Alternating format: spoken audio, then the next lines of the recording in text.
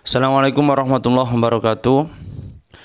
Puasanya wanita sebelum mandi dari haidnya. Saya ambilkan dari Hasyiata Qalyubi Umairah. Fa idzan qata'a al-haidu lam yahilla qabla al-ghusli mimma haruma atau mimma hurima ghayra shaumi wat talaq fa yahillani lintifa'i mani al-awwal. Jika seorang perempuan haidnya atau udhurnya sudah berhenti tapi dia belum mandi, maka semua yang diharamkan ketika haid itu tetap diharamkan kecuali puasa dan tolak. Jadi orang yang sudah berhenti haidnya tapi belum mandi itu boleh tetap boleh puasa. Hukum kedua, menelan ludah ketika gusi berdarah. Jadi gusi kita berdarah, nah itu bercampur ludah.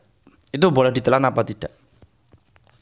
Saya ambilkan dari kitab Asnal Mathalib. Ini kitab Asnal Mathalib.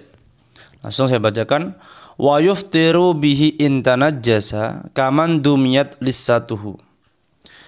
Batal hukumnya seorang menelan ludah yang bercampur dengan najis, seperti orang yang gusinya berdarah. Nah, jika gusinya berdarah, itu kok ikut ditelan, ludahnya yang bercampur dengan darah gusi itu ditelan, maka puasanya batal. Tapi ada pengecualian. Qaulu kaman dumyat lissatuhu qala al-Adra'i la yab'udu ayyuqala man amad balwahu bidami lissatihi bihasu yajri daiman aw ghaliban. Jika ada orang yang ternyata gusinya memang selalu berdarah, nah, itu maka annahu yutasamahu bima yashukku al-ihtiraz anhu. Maka itu tidak apa-apa. Disepuro itu maksudnya jika dia memang gusinya selalu berdarah ketika puasa, maka dikeluarkan terus. Tapi jika ada ludah yang bercampur dengan darah itu dia telan, maka puasanya tidak batal karena memang dia kena penyakit atau punya yang selalu gusinya berdarah, itu maka tidak batal. Tapi jika tidak selalu, ketika itu gusinya berdarah kok bercampur dengan ludah, kok ditelan ludahnya yang bercampur dengan darah itu, maka hukumnya batal. Yang ketiga yaitu masuknya dahak ke dalam perut. Dahak, ada dahak masuk ke dalam perut, beda dengan ludah. Ini dahak.